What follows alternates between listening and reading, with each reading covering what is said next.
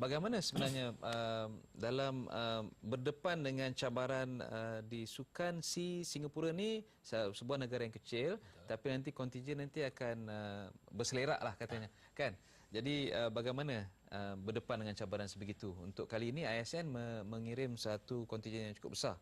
Ya, bukan lagi support services, tapi saya rasa dah sebagai watak utama dalam membantu atlet kita menjelang pelancaran program podium. Itu nanti saya nak tanya Dok. Ya, macam mana Fahmi? Okey, sebab tu macam yang kita bincangkan sebelum ni tadi, ISN menghantar quite a big number. Maknanya agak jumlah yang agak besar lah. Nampak 26 pegawai perubatan sukan, 17 pegawai sains sukan dan 43 jumlahnya di dalam kontingen lah. Salah satu sebab kenapa kita hantar a big number is due to the logistical punya cabaran logistik daripada segi, contohnya setiap atlet di Sukan C Singapura diletakkan di 18 hotel yang berbeza. Jadi a little bit difficult, untuk agak sukar untuk kalau macam dalam sukan-sukan sebelum ni kita ada Games Village. So semua atlet Malaysia akan datang ke that mana bila diorang balik daripada event, datang ke situ. So services mudah dibagi di situ. So now kita kena try to manage the services untuk semua 658 atlet yang duduk di 18 hotel yang berbeza. So itu menyebabkan kita ada memerlukan bilangan anggota yang lebih ramai daripada cukup 43 ni. Sebenarnya banyak. Kalau nak ikut Tak cukup lah. tak cukup. Lebih dari cukup kot. Okey, Datuk, kita nak mengimbas kembali apa yang berlaku di Tamasya Sukan C 2011. 2011. Okey. 2011 ke 2013? 2011. Apabila kuartet olahraga lelaki kita terlibat dengan Ya.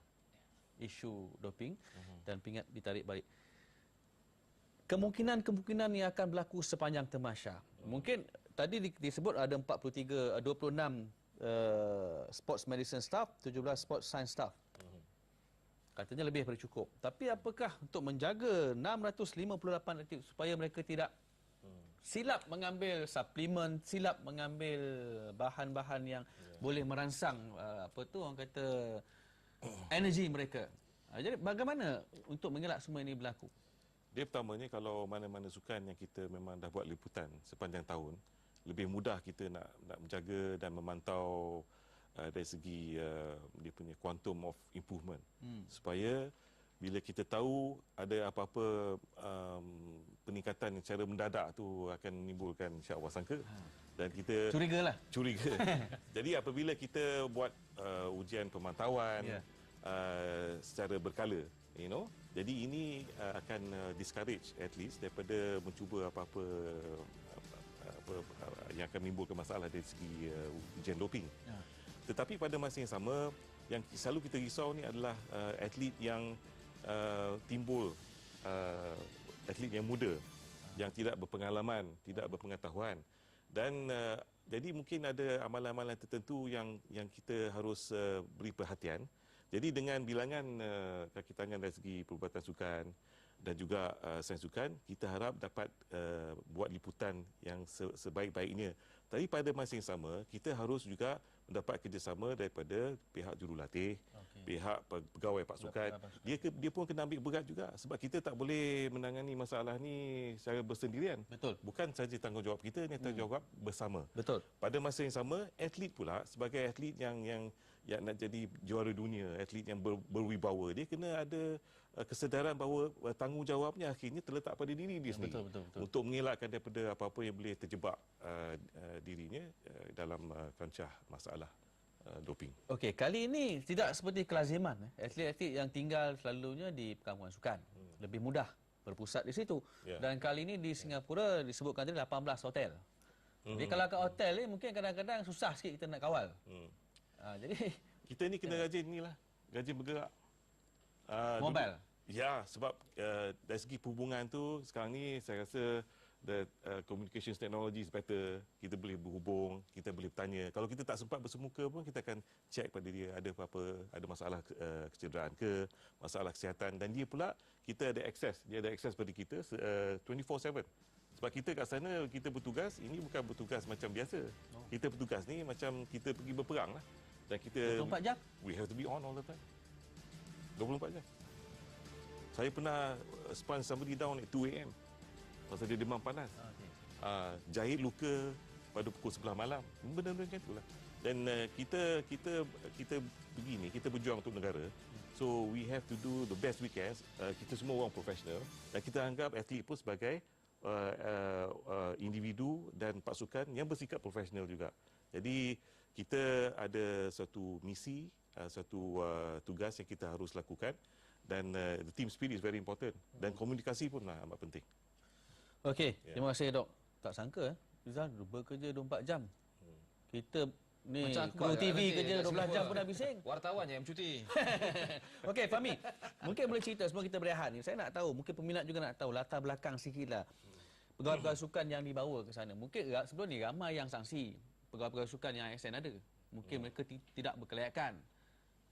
Tak berkelayakan tapi nak serve atlet. Okey, kali ni mungkin boleh ceritakan sikit latar belakang mereka ni yang akan ke Singapura? Okey, latar belakang pegawai-pegawai yang akan ke Singapura is basically a mixed slot. A mixed bag lah. So maksudnya ada pegawai yang sangat berpengalaman yang dah pergi ke pergi ke SEA Games, dah ada yang 5 kali. Wow. Yang pergi ke SEA Games dan ada yang baru.